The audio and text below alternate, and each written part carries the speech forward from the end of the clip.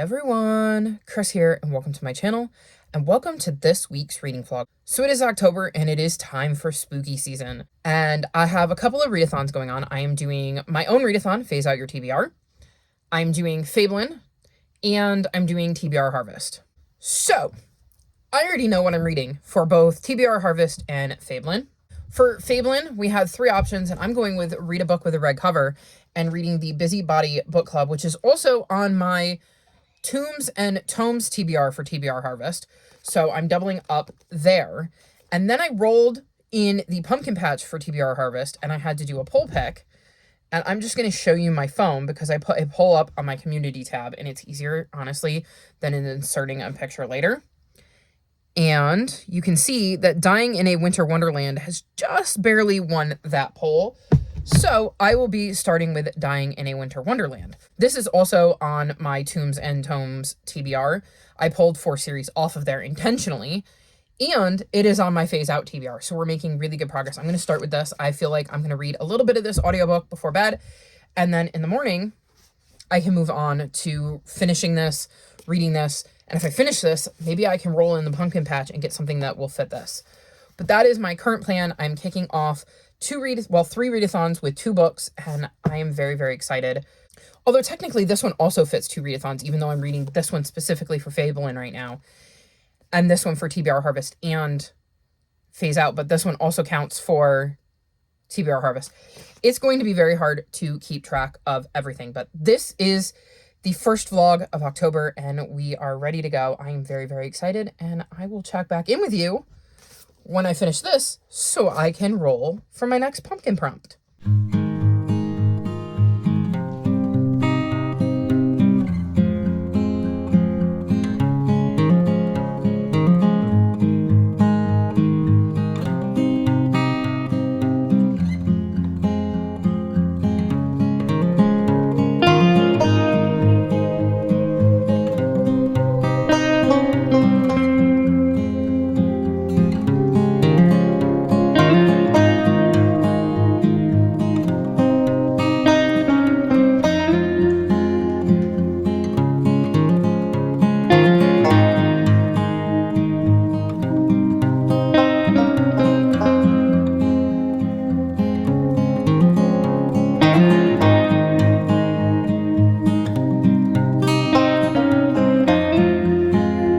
So it is time for me to check in because I finished Dying in a Winter Wonderland, but we'll get back to that in a second. I finished that, and then I moved on to a couple of audiobooks. So we're going to run you through them first before we go back to my next roll for the Pumpkin Patch for TBR Harvest. First up, I read Mouse and His Dog, and I gave this 4.5 stars. This is the second book in the Dogtown series, and we're back in Dogtown, which is essentially a pound for dogs. And in this one, we're in the POV of a mouse who lives at Dogtown, and this mouse is determined to help his friend Buster find a forever home, even though he will be really sad to see Buster go because Buster is his best friend. So he sets out to find Buster a home and ends up bringing along a couple of other dogs who are struggling to get adopted. A metal dog named Smokey, who got his wires crossed when he was being built, so he doesn't bark. He goes off like a smoke alarm. And a dog named Stewie, whose ex-owner said he was mean. So the 3 dogs and mouse set out to try to find all 3 of them a forever home. This was super cute, y'all. I loved the friendship between Mouse and Buster, and seeing their bond with Smokey and seeing how they got to know Stewie and that bond get created. I really like how they go about setting out for their forever homes and the people they kind of meet along the way and how that changes things for them. I also love that there is illustrations all throughout this book that really help bring the story to life. This is such a cute, sweet series that is very wholesome and heartwarming. I think it's really good for that younger and middle grade. The chapters are really quick and easy to read and with lots of illustrations. So if you have a little one who is just learning to read and needs something quick, or a little one who likes to be read to but doesn't have a huge attention span, this could be a really good series to start them out on. So absolutely adored this one and would recommend both Dogtown books because they were a good time. And then I read Revenge of the Kitten Queen, and I gave this 4.25 stars. This is the 6th and I believe final book in the Claude Evil Alien Warlord Cat series. And man, am I going to miss Claude. So Claude is a cat known on his planet of Litterbox as the warlord Wizcuz. And basically he gets overthrown and sent to Earth as punishment and has to live on Earth. He ends up meeting Raj, a human boy who takes him in as his pet, but soon Raj learns the truth of Claude's origin story. And we see Claude get up to all sorts of shenanigans, and we also see looks at Raj's life and how having Claude sometimes helps and sometimes hinders things in Raj's world outside of his relationship with Claude. This one plays off of events in book 5, and I think it does wrap the series up nicely. I think it kind of ties a bow on a lot of the threads that have been throughout the series. And I think it leaves all of our characters in a good place where you kind of understand what is going to be going on in their lives in the future. I'm going to miss this series. I would also recommend immersion reading this series because the audiobooks are fantastic, but so are the illustrations. So in my opinion, the best way to read this book is to immersion read it because you get so much out of the illustrations, but also so much out of the voice acting for the audiobook. And this will be a series I reread when I need a fun, easy, light, take my mind off of things read that I know will be quick. So I look forward to being able to do that and to re-experience Claude's world and get to rediscover his relationship with Raj all over again. I adore this series and highly recommend it if you have a kid who likes sci-fi and bits of humor, because this is also a really funny series. So I finished both of those because I needed something to work on, and I had wrestling, and so I wasn't going to film, and I had been on sprints, so I listened to Mouse and Dog because I didn't want to film while I was on sprints, because you all are literally sitting on my computer right now, so it makes it kind of hard if my computer lid is closed for me to film while I'm sprinting. And I listened to Mouse and Dog during sprints, finished those on commercial breaks for wrestling, then started Claude on commercial breaks for wrestling, and then finished Claude after wrestling went off. I had a lot today when it came to all of that. I can also tell you I read 20 pages in the Busybody Book Club. It was loud here today. The neighbors' kids were being noisy outside, and then we had baseball on, and I just did not have the concentration to tune all of that out, which is why I listened to audiobooks. So back to Dying in a Winter Wonderland. I gave this 3 stars. This was definitely not my favorite in the series. And this, we're following Mary, who lives in the town of Rudolph, where it's like Christmas all year round. They really embrace that. But I believe, yeah, we're at Christmas, headed towards New Year's. And Mary is working on a wedding for a woman named Luann, who was supposed to be getting married in July, but managed to find a way to bump the wedding up to like Valentine's Day. So now everybody is in a scramble to move up their timeline, including Mary. Unfortunately, shortly after all of this takes effect and they're trying to rejig their plans, the future groom ends up being found dead, and somebody close to Mary is somewhat implicated in things. So Mary once again gets to sleuthing to try to figure out what actually happened. And y'all, I could not have cared less. So this Luann is super annoying. I really, really didn't like her. The groom-to-be was a jerk, and I didn't like him, so I didn't care who killed him. And I wasn't really invested in figuring that out. The reason this gets 3 stars is because there was some fun things that happened with the background story that I enjoyed, that were interesting to see happen. We get to see Mary and a relationship that we hadn't gotten to see yet to somebody that is in her life. There is some interesting developments in Mary's world with her shop that I think are going to be interesting going forward. And it was also interesting to see some of Mary's internal thoughts about different characters and her relationships with them. So all in all, I thought that part was pretty decent, but the mystery just didn't hold my attention. So this series has been hit or miss with me, and this one was definitely more on the miss side. That being said, let's pull up a die, and we're going to roll to see how many spaces I move on the new board. 5. Okay, so let's pull up the pumpkin patch. So here is the pumpkin patch. And I'm going to pop it on screen for you. I started over here on series read. So I can go 1, 2, 3, 4, 5 and read a book under 300 or over 400 pages that is on my TBR. I could go 4, 5 and read a book with cat in the title and or author, but I would have to do a poll pick. But I would also catch a cat. 1, 2, 3, 4, 5. I could read a new book on my radar. That's on my TBR. 1, 2, 3, 4, 5. Ooh. I would have to do a poll pick to read 51% of my book at night. But I could catch 2 kitties. The problem is that I would need something to read tonight. 1, 2, 3, 4, 5. That would bring me right back to the cat. 1, 2, 3, 4, 5. Another poll pick was series read. Under 300 pages or over 400 pages. That's on my TBR. Let's see what I can do with that one. Y'all, I was hoping I could use Busybody Book Club. It's 303 pages. What else am I feeling? Ooh, I wonder how many pages Homegrown Magic is. I have the audiobook out. Over 300, but not over 400. What else do I got? I'm trying to think of like audiobooks I have out. Let me see if I've got Libby updated on this phone. I mean, that would be under. But I would easily finish that tonight. Wow.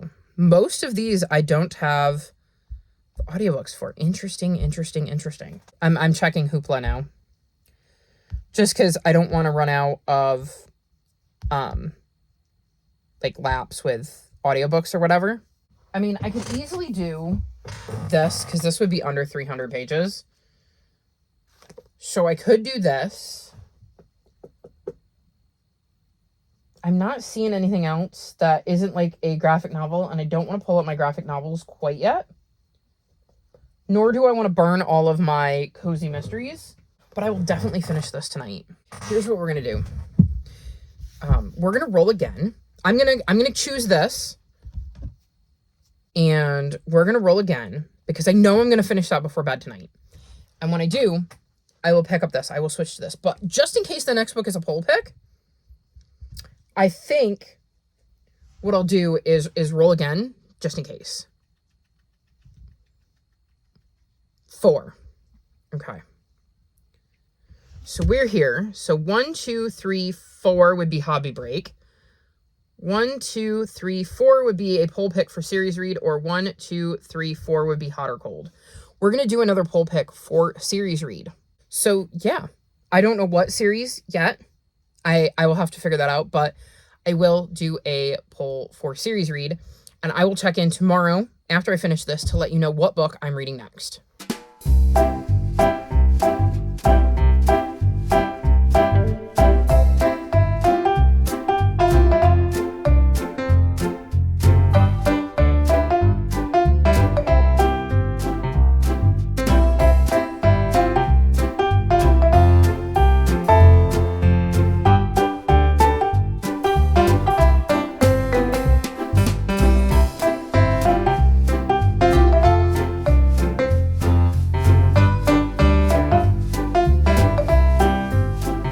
Like 2 a.m. on Friday, and I'm back because I'm getting ready to settle in for the night, and I realize I'm probably going to finish my book, so I need to check in. But first, I finished my first book for Fabelin. I was reading this for Red Cover for the main prompt. This is the Busybody Book Club, and I gave this 4 stars. This has several POVs, but we're essentially following this book club, and it consists of a teenager named Ash, the middle-aged woman that works at the community center and is kind of the leader of this book club, Nova, an older woman named Phyllis, and an older gentleman named Arthur. And recently a new member named Michael has shown up, and they're having a meeting, I believe, for the second book that they've read since Michael joined. And he rushes out shortly into the meeting, and it seems weird. And then the next day, Nova finds out that the money that had been set aside for roof repairs, which was like 10,000 pounds, has been stolen. And it looks like it might have been one of the people from the book club, and Michael is the obvious suspect. However, when police go to question him, they find a dead body at his house, and he is missing. So that certainly leaves a quagmire for our book club, and the 4 remaining members start to look into things to try to figure out where the money went, what happened with Michael, and whether he was involved in this dead body or not. So this started off a little slow for me. I struggled to connect with Phyllis. She was not my favorite character, and I didn't necessarily enjoy being in her POV, but I really liked Nova and Arthur and Ash. I thought they were really interesting characters. Once we got into it a little ways, I started to get really invested in the mystery because there was just a lot going on, and trying to figure out how the theft of the money could also have led to this murder at Michael's house, and where Michael is and if he is okay or not, which I thought was really intriguing. I can honestly say I did not figure this out at all whatsoever. I thought this was a really well-crafted mystery, and this probably would have gotten a 4.5 if I had enjoyed Phyllis a little bit more. I think my dislike of her in the beginning definitely brought my rating down some, but I had a really fun time with this. I really like the way Freya Sampson crafts her stories, and they are fun mysteries to follow along that are not cozy mysteries, but still on that like lighter end of the mystery spectrum. So I very much enjoyed my time with this one, which brings me to History Smashers. So I was reading this for under 300 or over 400 pages, and I ended up giving this 4.5 stars. This looks all at Earth Day and the environment and climate change and just the history of our interactions with the environment and climate change and different ways we have gone about dealing with things. And it really does give you a pretty in-depth look, because it starts, with the early environmentalists and then moves into, going into like the pesticide era and then Earth Day. And then of course, climate change and all of that. And I thought it did a really good job of detailing our interactions with that and how we learned about that and what we knew and when, and how we went about realizing certain things, like for instance, pesticides were dangerous, and then how we went about correcting our behaviors and trying to fix the mistake that we had made. I think this is super informative. I could see me rereading this one just to get some more information and have it more like sink in, because it's a lot to take in. Cielo? Cielo is being a grouchy kitty, if you heard some hissing in the background. She's not happy because Blitzy's in here and she doesn't like Blitzy. So, this is Blitz. Say hi, Blitzy. As Cielo continues to hiss. Knock it off, you grouch. She was just laying there. Cielo has been very, very naughty when it comes to that. Anywho, I think this is a book that I could definitely see myself rereading just to kind of reinforce that information. And I feel like every single time I read it, I would learn something different from it. Definitely enjoyed my read of this and think it is a good book for middle graders to give them a head start on this kind of stuff. And there is like a bibliography in the back of different books that you can read that will help teach some of this stuff and go a little bit more in depth. So I thought that was really cool too, and I will definitely be checking that list out. I'm pretty sure Cielo is walking around hissing, and Blitzy has decided to lounge on the back of my chair. Anywho, that means it's time to go back to my little map, because, oh, I should mention, The Hunt for the Cursed Unicorn won the poll, and I am on page 178. In this series, we follow Bess. I almost called her Alex because that's the author's name, and that was the name that was in my head. So we follow Bess, and in the first book, her grandfather dies and leaves her his auditorium. And she ends up finding out that underneath the auditorium is a train station, and she can take the Train of Dark Wonders and ends up heading in that one to the Land of Halloween Sweets. And in this one, she is going to be taking the train again, but going to the Land of Cursed Creatures. And creatures are going to be going missing, so Bess and her friends end up trying to figure out what's going on with that. I'm enjoying this. I don't think I was enjoying it as much as History Smashers or the Busybody Book Club, but I am definitely enjoying the series. It is nice to be back with Bess and the gang again and getting to explore a new land. So I'm having fun with this one, and I will absolutely finish this tonight because I think it's going to take me like 40 minutes, and I don't plan to go to sleep until I finished it because it's only 2 and I don't go to bed that early. I know that's probably late for a lot of you, but my sleep schedule is completely screwed up and messy, so I need to roll for my next prompt, especially in case it's poll pick and I need to put something up on the poll again. So we're going to roll our die, and we get, ooh, a 2. That'll probably limit my options, huh? So I am on here on series read, So I can go 1, 2 and treat myself. I can go 1, 2 and do a cozy or creepy read. I can go 1, 2 and do a hobby break. Or I can go 1, 2 and do a TBR book that I pull from somewhere else. I think maybe I'll do that one. Let me see what I got. It's either going to be a cozy or creepy read because I struggle to tell here where, whoops, wrong direction. This one, whether it goes this way, or you can go either way. So that's how I'm interpreting that. But I think I'm going to do a book on my TBR that I'm pulling from a different readathon. So I think I'm going to read The Stolen Queen. This is a book that is on my Phase Out Your TBR. So I would be harvesting it from that. And it is a book I own, so it's on my physical TBR.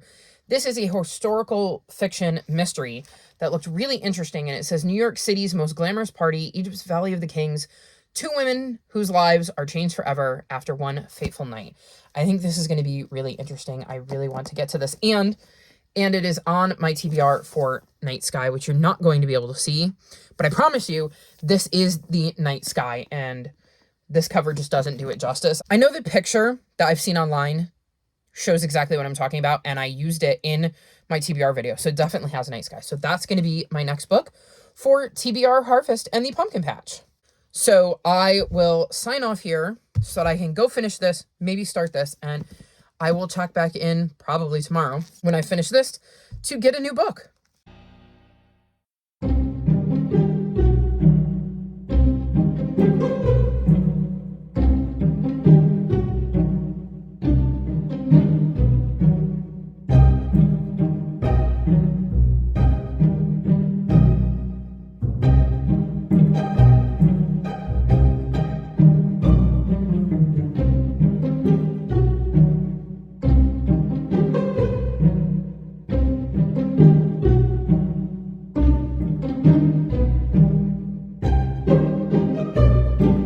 So we are back. It is Monday, so it's been a minute, and I am ready to roll again. But before we get into that, I think you'll notice something a little different. I went and got some fun colors. I'm going to pull my phone out, my other phone, so that you can see, because the lighting in my room is trash. But I did orange and purple for Halloween. And I think it came out pretty well considering we decided to opt for seeing how my hair would handle this with my natural color without bleaching it. There are some bleach bits in the front, so it is a bit brighter. In the back, it's a bit duller on both colors because it's on top of my natural hair color. So we think in the future we'll probably just bleach my hair when I do fun colors. But I did go and get this done today, and I'm very excited to be all festive. And we have cleaned up the buzzed bit, because let me tell you, I was looking a bit shaggy there. Anywho, the biggest reason I haven't been checking in is because I finished The Stolen Queen, and then the prompts for Fabelin dropped. And then I was focused on those, so I didn't check in. So one of them requires us to read a book that we got for free. And I decided to pick up Holy Terrors because obviously this is the library copy of my physical read, but I'm also listening to the audiobook via Libby. So both of the copies I'm using are free. Most of the books on my TBR this month, I own in some way, shape, or form, whether that's the ebook version, the audiobook version, or the physical book versions. So even if I was using multiple formats, I wasn't necessarily only using formats where I got it for free. So I thought this was a really, really good shout. This is the 3rd book in this series. I don't know the name of it off the top of my head, but this is the 3rd and final book in this trilogy, I should say. I was looking to see. The Little Thieves series. And in this series, we follow Vanya, who ends up getting traded to Death and Fortune when she is little and grows up with them. Eventually, they kind of send her out into the world, and she ends up getting herself into trouble and angering a different god. I can't remember which one. Now, it's been a while since I've read Little Thieves, even though I did read it this year, but I've read so much this year. But in that one, she's basically cursed to turn into, like, a bunch of gemstones. They, like, start growing on her body. And if she can't figure out a way to counteract all of the things that she has done and appease the anger of this god, then she will be turned into a gem-encrusted statue. And we follow her as she tries to deal with the consequences of her actions. And then her story continues in the subsequent 2 books and will end in Holy Terrors. And so we're following Vanya's story and getting to see how this is wrapping up. I am currently on page 427, so I will be finishing this probably tomorrow. But I'm enjoying this. I think it's going to be a 3.75 or 4-star depending on how the ending wraps up. I am invested in what Vanya is trying to figure out in this one, because I feel like each book, Vanya has something that she has to try to piece together that's going on. And I don't want to say too much because I don't want to spoil the book for you if you haven't read that. But she is working to start to piece together the thing that is going on in this one. And I'm enjoying that puzzle. And we've definitely hit a point where I'm like, I wish I had time to just sit and finish reading this right now, because everything is kind of coming together. So we'll see where this one ends up. But again, I thought it was perfect. So our next prompt that we had gotten, one of the options was to read a book with an animal on the cover. So I decided to pick up my buddy read with Omi for the Warriors series. I'm not going to say really anything about it, but if you don't know, Warriors is a series that follows forest cats that live in clans. It's usually released in arcs of 6, but every once in a while they'll do a deep dive into one of the characters. And we're reading one of those deep dives, and this is like a 500-page super edition where we really go in depth into a certain character. And the problem is that because there's been so many books in this series, it can be hard to talk about them because sometimes the titles of the books are spoilers for the earlier books in the series. But every single book in this series has an animal on the cover because they're about cats. So I promise you there is an animal on this cover, and I am fulfilling the prompt.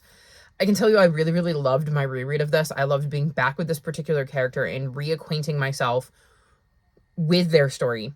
I gave this 5 stars. It was an easy 5 stars. And I thought it was really interesting, once again, picking up on some Easter eggs and some little bits and pieces that maybe I missed the last time I read it. And I'm having a lot of fun with this reread. You can join us. The link to my Discord is in the description below. And we have channels where we talk about each book. We aren't that far in the series, and honestly, they're really quick reads, so you could probably easily catch up. We read the first arc in the Warrior series. Then in, I think it was August, we focused on one of the manga arcs. And now we're reading the super edition. Once you've finished arc 1, you can know the name of the manga series. And then the super edition we chose to read in September. And then the super edition we are reading in October. And then in November, we're starting arc 2. Just in case you want to join in and you've read some of the books and wanted to know where we're at, we would love to have you join in and give us your thoughts on the Warrior series. We're having a good time. So back to TBR Harvest and my little pumpkin patch. When I last checked in, I was very close to the end of the hunt for the cursed unicorn. I ended up giving this 3.75 stars. I didn't enjoy it as much as the first one, but I did still have a good time with it. I liked the way things kind of came together in the end, and how Bess, that's her name, Bess. I wanted to say Beth, and I knew that wasn't quite right. Bess. I like how Bess ended up getting what she was looking for out of this journey in a way she wasn't necessarily expecting. I really love the relationships Bess has developed in the series, and seeing how her and her friends work together to deal with this situation they found themselves in. It feels like it sets up book 3 nicely, so hopefully I can get to that maybe in November, maybe December, I don't know. My reading plans for the rest of the year are massively changing because I'm planning on hosting a readathon in November, and it does not work with my TBR at all. I have a few books on there that might fit, but I really, really want to participate in my own readathon. And if I do that, I'm just not going to be able to read the books that I need to read for my goals, and I think something's got to give. So while I don't want to abandon it completely, I want to focus on my readathon, and then I will backfill what I can and get through as much of my goals as possible. So I don't know if this series is going to realistically fall under that. I haven't even got book 3 yet. It came out on the 2nd, so I can't actually read it yet because it's not here. But I will at some point, I promise you, get to book 3. I just don't know if it's realistic to do in 2025. But I had a good time with this one. I might have enjoyed it more had I read it closer to book 1 when everything was all fresh. So this is definitely a series I could see me rereading down the line where I can kind of binge it. Assuming book 3 is the last book, I'm not even sure. I might reread it before book 4, assuming there is a book 4, who knows. Anywho, that's where I left off with this. So when I last checked in, I had spun for a new book because I knew I was going to finish that and I wanted something else to read.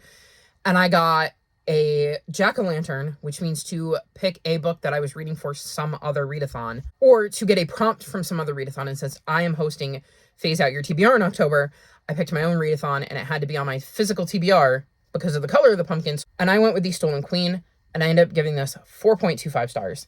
This is a historical mystery that has two timelines. We're in New York City in 1978, following Charlotte, who works at the Met in the Department of Egyptian Art, and Annie, who is working with a designer who's going to appear at the Met Gala.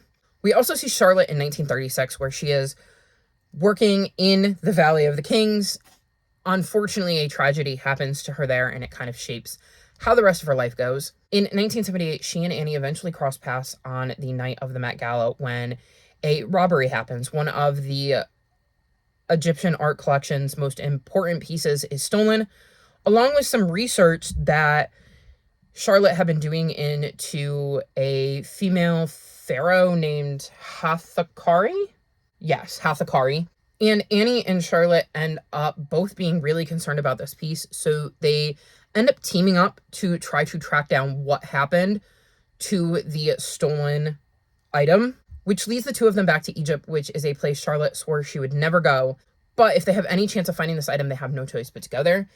I quite enjoyed this one. I really liked the Egyptian influence in this, and getting to hear more about Egypt in the 1930s and what was going on, learning more about Hathakari, who is not a real pharaoh, but is based on one. So I thought that was a really interesting story, and how Fiona Davis kind of took something that happened in real ancient Egyptian times and made tweaks to it to work for the story that she was trying to tell.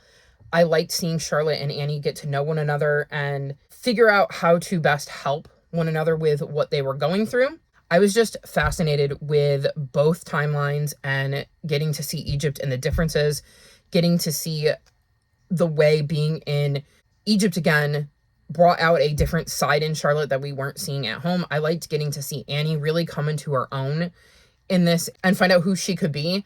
And I just had a fun time with this. I was intrigued and curious. I was invested. Obviously, it's not my favorite historical fiction I've ever made, considering it only got 4.25 stars, but it was still a really solid one and was absolutely what I was looking for in the moment. And it is hitting that time of year where I want to read more historical fiction. So it is perfect for that, despite the fact that I'm still in a bit of a spooky mystery sort of mood. So definitely enjoyed this one and would recommend it.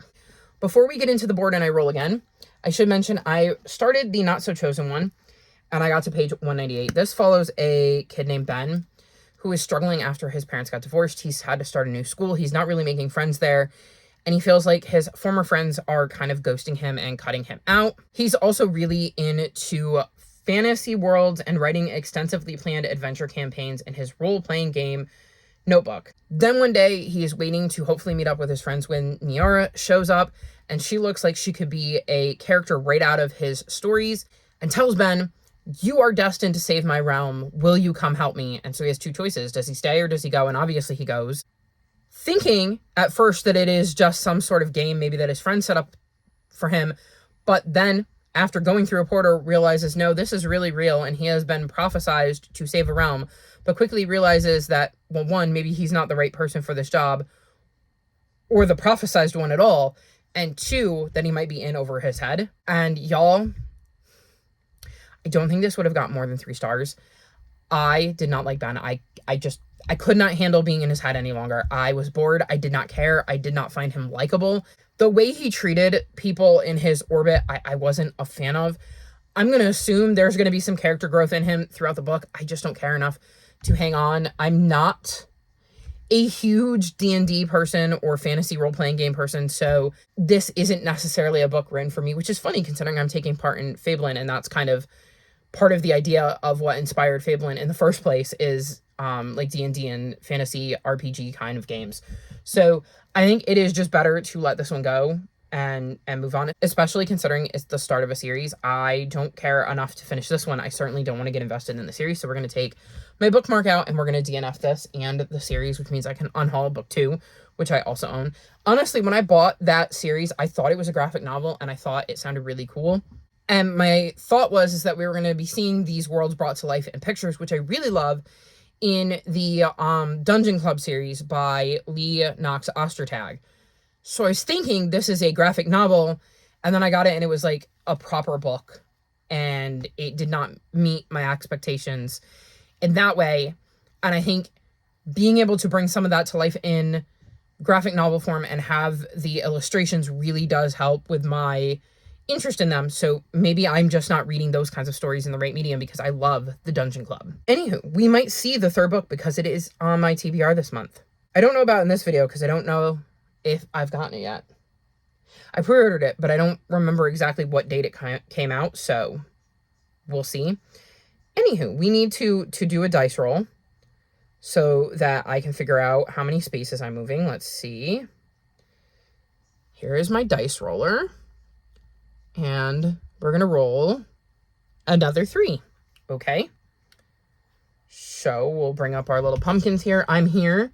So I can go 1, 2, 3 and read a new to me book off of a TBR I got from elsewhere. I can go 1, 2, 3 and read a cozy or creepy read. I can go 1, 2, 3 and read a 5-star prediction. I don't want to do that. I only have one on my TBR this month, and it's Trust of the Emerald Sea, and I'm not in the mood for that right now. I can go 1, 2, 3, and I can go cover choice. That is seasonal. Oh, do I go cozy or creepy read?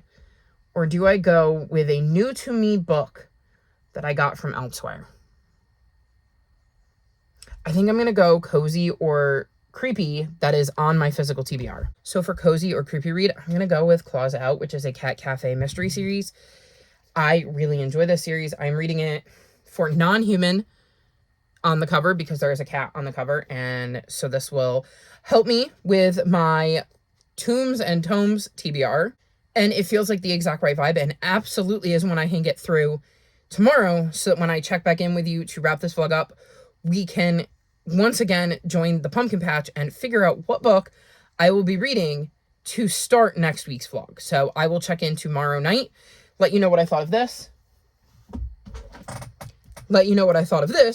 and see where I am going next.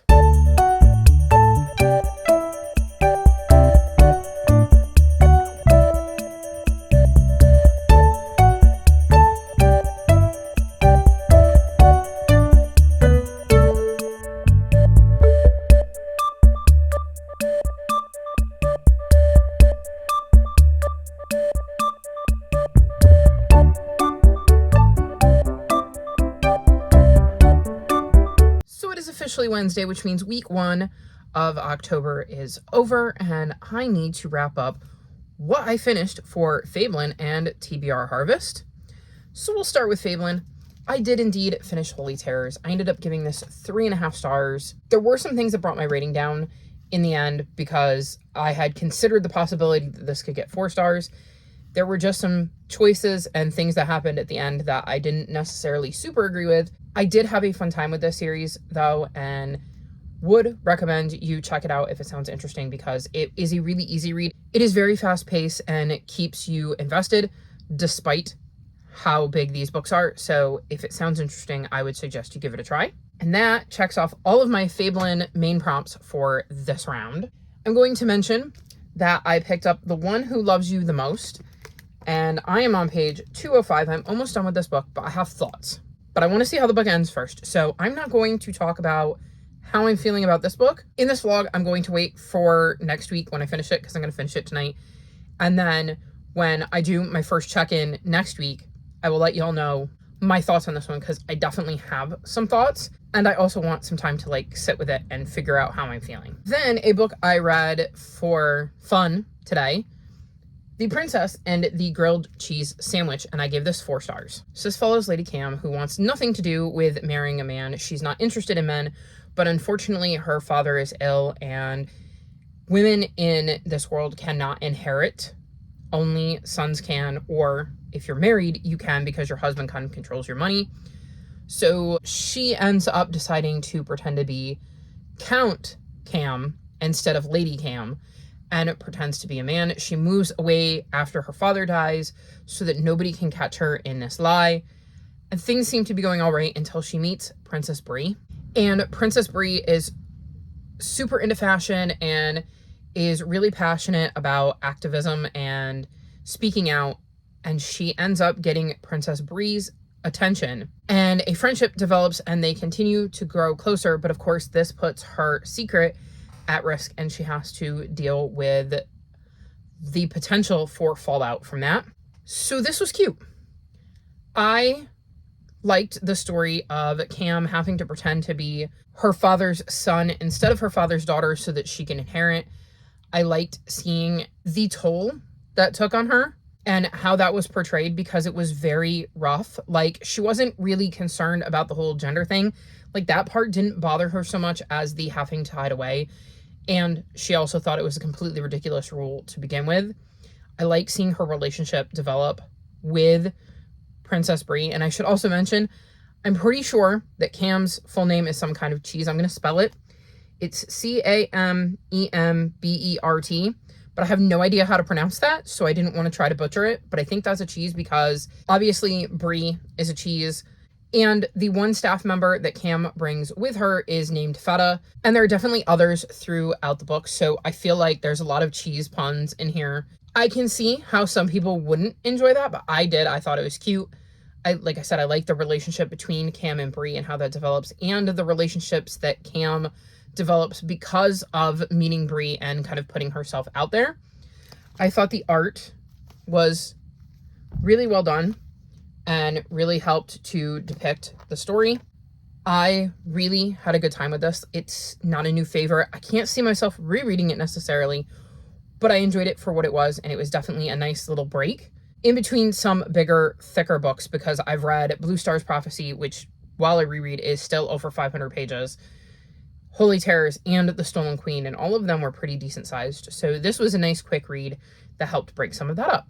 And that brings me to the book I was reading for the cozy or creepy pumpkin, Claws Out. I ended up giving this 3.5 stars. So this is book 9 in the Cat Cafe mystery series, and this follows Maddie, who in the first book goes home for her grandma's funeral and ends up dealing with a murder, and eventually decides to run a cat cafe with her grandfather out of her grandparents' house. So there are cats all throughout these books because, well, she's in and out of her work. And in this one, Maddie ends up with a mobile cat cafe that allows her to leave the island where her grandfather lives and where this cat cafe exists, so that she can go to a cat literary festival in Provincetown with some of her family and some of the cat shelter crew. The festival is organized by a cat romance author named Jasmine, and through Jasmine they meet her best friend, who is also an author, Vivi St. Clair, and Vivi brings a lot of drama. There's a Netflix crew, there is an ex-husband lurking, and some issues with some others that are attending the festival.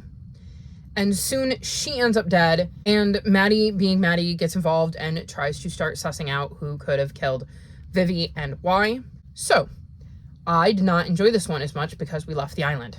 I felt like there was a lot of familiar characters because she brought her family and some of the crew with her, but there was so much going on that between them and the stuff that was going on with them, because there was a lot of stuff going on there, and all of the new characters we were meeting and the stuff that was going on with them, that it was just a lot to try to keep track of. I wasn't particularly invested in the mystery either, and I'm finding this happening recently. I've read at least 3 in the last month or two where I'm in a cozy mystery and they leave their hometown and go somewhere else, because I read the last 2 books in the Bake Shop mystery series where Jules isn't in her hometown and at her bake shop, and that definitely brought down my enjoyment because I missed being in our regular location with our regular characters and our regular familiar faces and familiar places, and I think that brought my rating down on this one a smidge.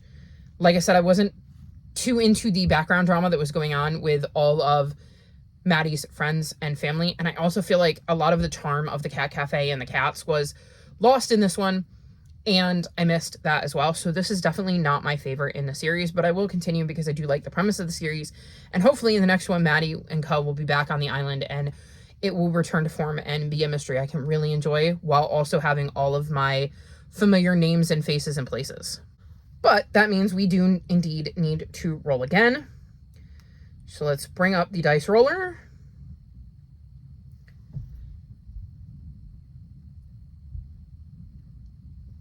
And we're going to roll another 3. Okay. We're not moving around much. Let's see. So I can go 1, 2, 3 and do scenic reading. I can do 1, 2, 3 and do a BIPOC author. I can do 1, 2, 3 and do a hobby break. That is tempting, I'm not gonna lie. I can do 1, 2, 3 and read a new book on my radar. I can go 1, 2, 3 and go back to TBR, but harvest from elsewhere. Or I can go 1, 2, 3 and read a 5-star prediction. I don't want to read Tress right now. So, like I said, I was on Cozy Creepy Read and I went 1, 2, 3, which got me BIPOC author. I mean, technically I could have also gone with Cozy Activity, I guess. Or 1, 2, 3 and done another series read. I'm realizing there was more ways I could go than I really thought. But I'm going to go 1, 2, 3 and do BIPOC author and read History Smashers, Christopher Columbus, and the Taino People, because this author right here that Kate Mesner reached out to is of Taino descent. I checked the author's note because I wondered when I picked this up, and it says, I love our Taino stories, so I'm assuming he is of Taino descent and is definitely indigenous, so I am very excited to see what the true story of Christopher Columbus is and learn more about the Taino people, because this is the first time I've ever even heard of them. So that is going to be my next read. And while we're here, because I know that's going to be a quick one, so there's a very decent chance I finish it tonight. And so I don't have to check in first thing tomorrow, and I know what I'm going to read next. Let's pull our dice roller back up, and we will get a 6. Ooh, we're going to be able to move on this one. So we're on BIPOC rep. So we can go 1, 2, 3, 4, 5, 6 and go back to my TBR. 1, 2, 3, 4, 5, 6 and do a hobby break, or do a cover choice, which is seasonal. We can go 1, 2, 3, 4, 5, 6 and read a highly anticipated read that is new to me, or go 1, 2, 3, 4, 5 and then either LGBTQ plus rep that is seasonal or under 300 or over 400 pages on my TBR, or 1, 2, 3, 4, 5, 6, which brings me back to LGBTQ plus rep. I think I'm going to go with LGBTQIA plus rep and seasonal, because I have this. And it is definitely seasonal. It's set at Halloween, and it's a cozy sapphic Halloween romance. So definitely LGBTQIA plus. I am very, very excited about this one. It looks really cute, and it is definitely fitting that seasonal vibe. So those will be my next 2 books, and I will check in once I finish this one to let you know what I thought of the book about Christopher Columbus. That'll give me time to really settle my thoughts after I finish this, because that's the first thing I'm going to do, and then read this one. So I will see you in a day or 2 with an update.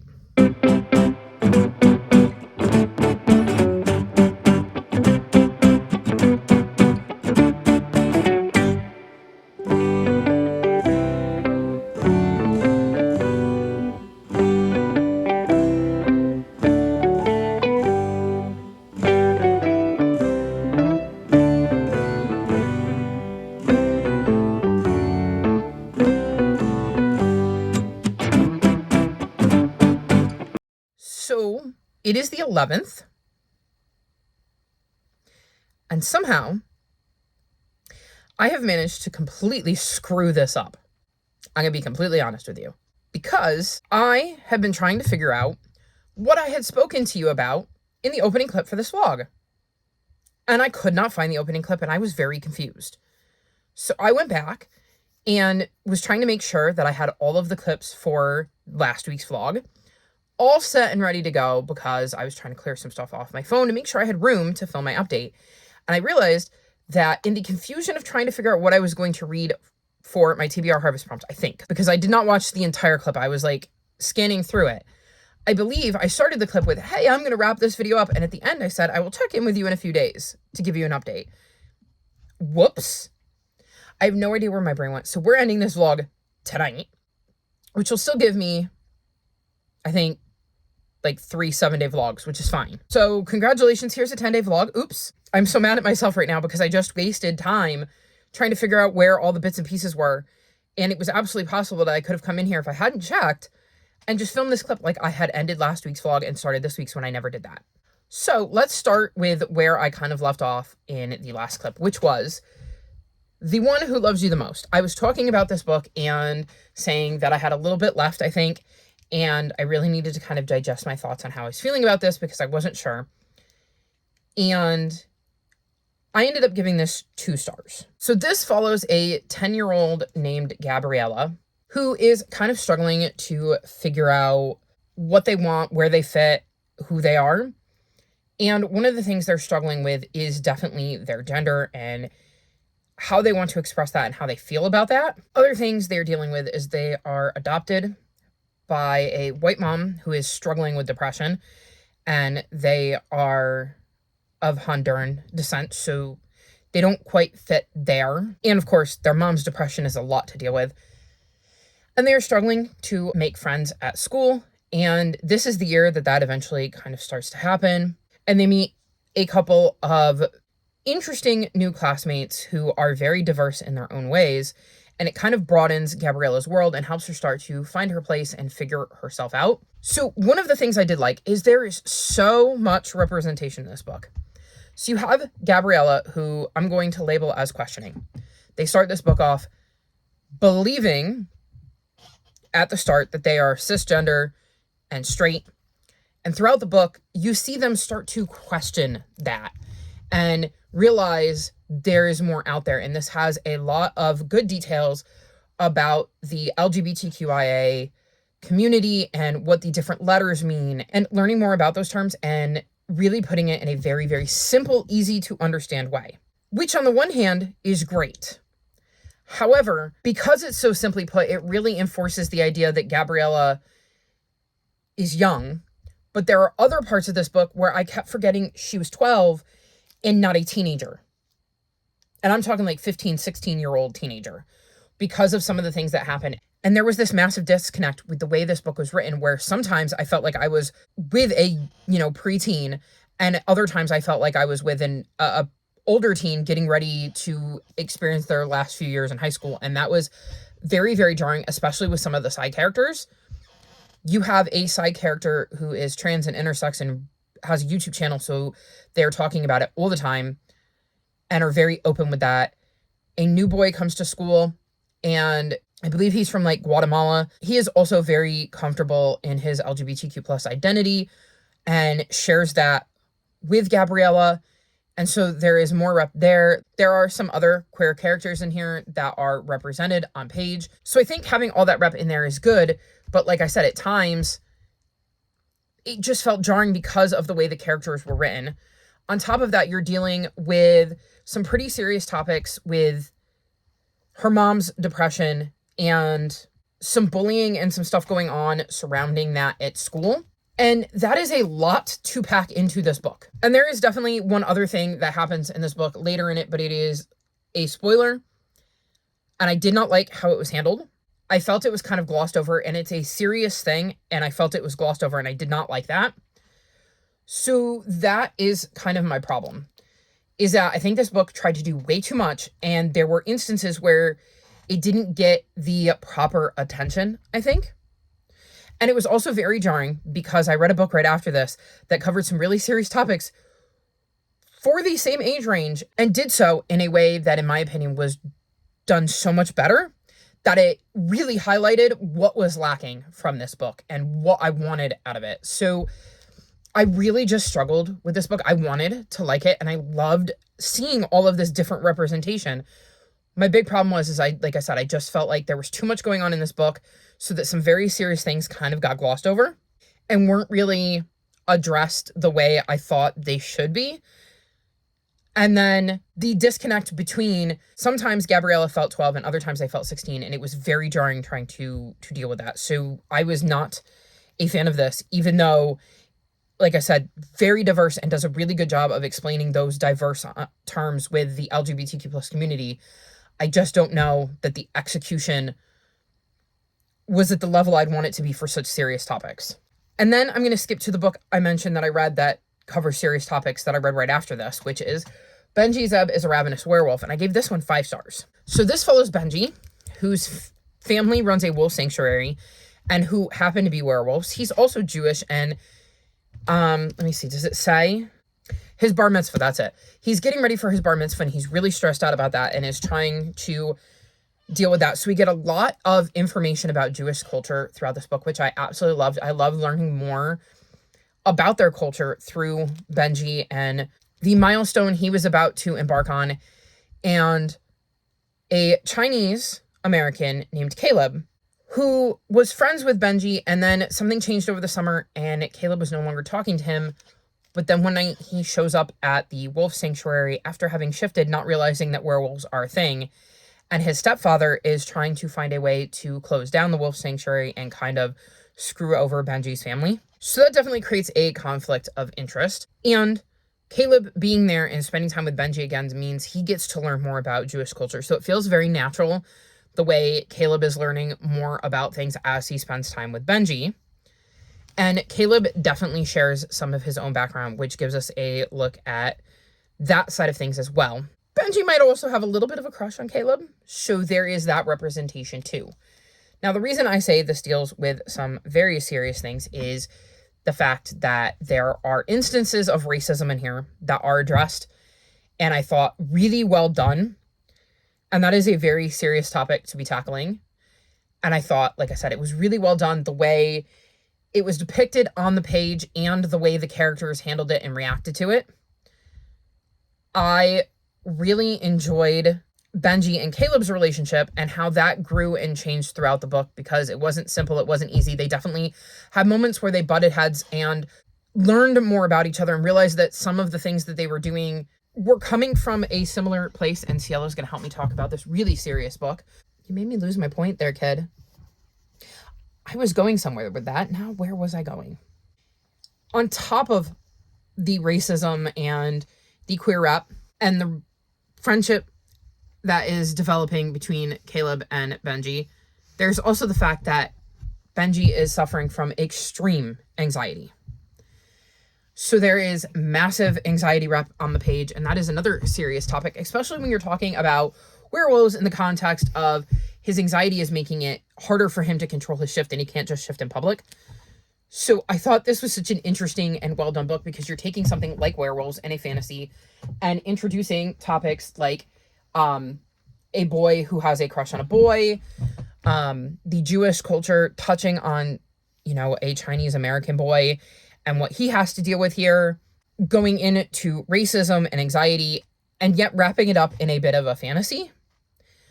So I thought it was very interesting. I was really, really invested in the story and how Benji was going to end up protecting his wolf sanctuary, whether he was going to figure out his anxiety, how his family was going to find out. Like, were they just going to find out because he shifted in front of them and couldn't control it? Or was he finally going to sit down and tell them? Like, I was super invested in that story as well, and figuring out how they were going to stop Caleb's stepdad from destroying this thing that means so much to Benji and his family. So very, very much enjoyed this and would highly, highly recommend this one. So while I was working on my books for TBR Harvest, I read 3 just for fun. The first being White Fox in the Forest. This is the second book in the series, and it follows Dila, a fox who loses his family in the first book. And I believe it's as she's dying, his mom tells him about this myth or legend and sends him off with this quest of a way that he could become human, I believe. So he has been on that journey, and we kind of pick up where book 1 ended and continue with Dila trying to kind of fulfill the last thing his mom told him to do. I gave this 4 stars. I really enjoyed this continuation. It's been a long time since I've read book 1, and it definitely felt like at the end of this book, there will be a book 3, or there should be a book 3. And I think if I was going to read book 3, I would want to reread the first 2, even though I just read the second one, because I think I would need that refresher to really enjoy book 3 the way it's meant to be enjoyed. I also feel like the translated version of book 2 came out in 2021, so I don't know if we'll ever get a book 3. One of the things I really liked about the series is Dila and his friendships. He's created a pretty nice bond with some characters throughout his journey, and we continue to see that bond play into this book with both characters new and old, and I really like that. I always love me a good animal POV on a quest, and this was no exception, so definitely enjoyed this one. Probably would have enjoyed it more had I read it back to back with book 1, but I did have fun with this, and I'm now caught up on the series, and I can make a decision about it if and when book 3 ever comes out. The second book I read for fun was Campaigns and Curses, and I gave this 3.75 stars. This is the next book in the Weary Dragon Inn series. This follows Bev, who woke up in this town of Pig's End with no memory and ended up serving beverages at the local inn, and that's how she got her name, Bev Beverage. She eventually took over the inn, and now in every subsequent book, anytime something mysterious happens, Bev is called in to kind of investigate. And in this one, we have a campaign and showdown for who is going to be mayor, and several people throw their hat into the ring against the incumbent mayor. And one of the things that is an issue in this town is that a lot of people seem to have magic, and the queen does not like magic. Nobody is allowed to have magic without her approval. And so they constantly have people coming into town who work for the queen and are trying to sniff out magic users. So they have to be very careful about that. And during this campaign, people start getting threatening notes that say, I know about whatever is going on with you, and if you don't drop out, I will tell everybody your secret. So of course, Bev is drafted to figure out who is sending the threatening notes and to try to keep this campaign and election fair. I enjoyed this one. I liked the whodunit vibe and the very obvious red herrings that were there, and trying to piece together who knew what and why and how they could possibly know these things. I am very curious because there's only 2 books left. This is a complete series. So I'm very curious how this is all going to wrap up, because it feels like everything is kind of coming to a head as you go through subsequent books, and you can feel like that tension wrapping up and certain things keep happening that kind of influence things in the following books. I can't picture myself rereading this series, so I would really like to finish it ideally this year. I don't know if that's possible, given everything I have planned for November and then only having December left, but we'll see what I can do. This was a good installment, I think more on the favorite side of the books I've read in this series, so enjoyed this one, and it was a nice little break in between some of the longer reads, because I had just read Stolen Queen, which was pretty thick, Holy Terrors, which was over 500 pages, and Blue Star's Prophecy, which while a reread was also over 500 pages. And then the last book I read for fun was Death at the Deep Dive, and I gave this 4 stars. So this series follows Ellery, who has kind of gotten a reputation since he took over his great aunt's falling down mansion and failing bookstore of solving mysteries. So people tend to come to him with mysteries. This one is no exception. A woman comes to him about her brother who went missing years ago and is assumed to be dead. She has a list of people she suspects, including the great aunt that left the house and the bookstore to Ellery. That great aunt is dead, I should mention that. This is how long ago the brother died / went missing. And she would like Ellery to finally, once and for all, figure out what happened to her brother, even though she knows she's probably not going to be able to get revenge because most of her suspects are already dead. She just wants to know what actually happened. I really enjoyed the mystery in this one, and getting to learn more about Ellery's great aunt. I thought that was quite interesting, being able to dig into her past and learn a little bit more about this person who has been extremely important in Ellery's life, who he didn't really have a relationship with, so he didn't really know her. And we couldn't know her because he didn't know her. So it was interesting to get to know this character after the fact. I was very curious as to what happened to the brother and why, and my curiosity only grew throughout the book. I am 1 book away from being caught up on the series, which is very exciting. I think these are really quick, easy, fun, cozy mystery reads. They're not the best cozy mysteries I've ever read, but I have a really good time with them, and I am excited to continue on with book 8 again, hopefully before the end of the year. So that brings me back to my TBR Harvest pumpkin patch picks.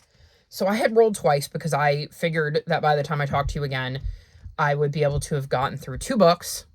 The first being History Smashers, Christopher Columbus and the Taino People, which I gave 4.5 stars. History Smashers is a middle grade nonfiction series that picks a topic and kind of deep dives into it.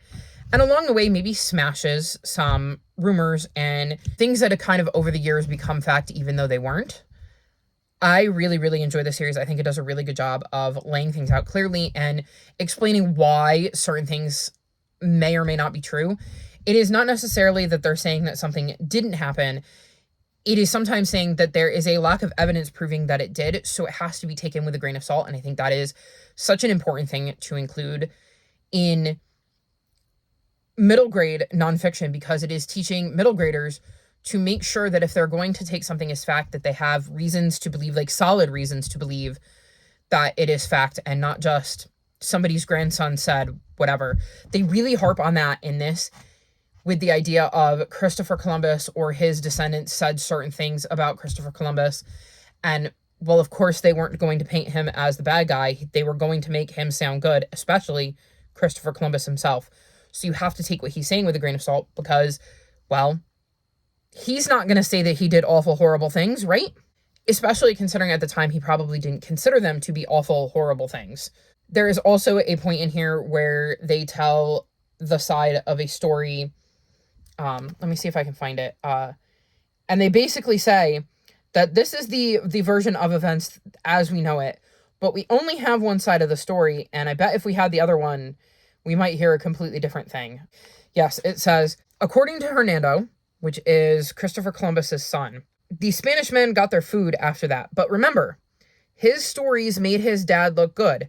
We don't have the Arawak version of this event. So I like that they're like, here is the version and the actual history that we have of this that has been documented, but also grain of salt because it was his dad. He probably wasn't going to say bad things, and we don't have the other side of the story, so we can't possibly begin to know whether it's true or not. I also got to find out that Christopher Columbus is a far bigger jerk than I ever imagined. Like, I knew he was a bad person and did horrible, awful things, but, well, he was even more horrible and awful than I knew. Again, really, really glad that this book is out there to hopefully give middle graders and kids, or young adults, or even adults, a glimpse into the true story and not the fabricated, whitewashed, happy-go-lucky version that we get. I also want to highlight that in addition to being Indigenous Peoples Day on this year, it is October 13th. In Colorado, they voted to replace Columbus Day with a holiday honoring Mother Frances Xavier Cabrini, an Italian immigrant who founded schools, hospitals, and orphanages throughout the Americas. Colorado's Cabrini Day became the first paid state holiday honoring a woman in the United States. So I want to wish you all a happy Indigenous Peoples Day and a happy Cabrini's Day, even though you won't be seeing this on the 13th, I'm sure. I just wanted to highlight that. Also, in case anybody was wondering, because I did not know this, and I was reading this on Sprints, so everybody on Sprints got to hear this multiple times. But the reason we created Columbus Day is because in 1891, 11 Italian immigrants were lynched in New Orleans, prompting some to call for a national day to honor Columbus as a way to show Americans that people of Italian descent are heroic and worthy of respect.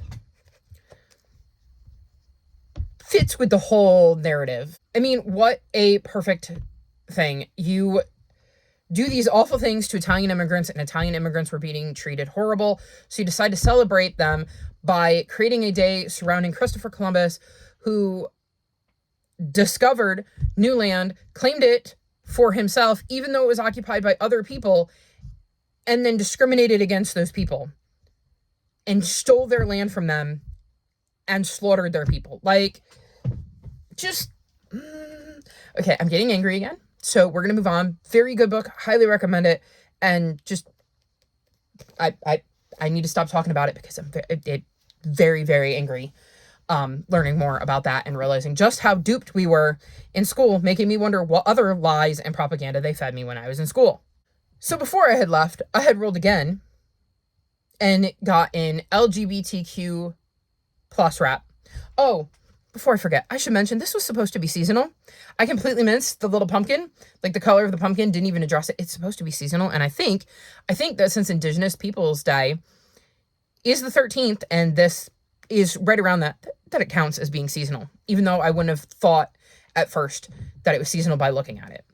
Then my LGBTQIA plus prompt was seasonal, so I was reading The Lone Wolf Cafe. I ended up giving this 4 stars.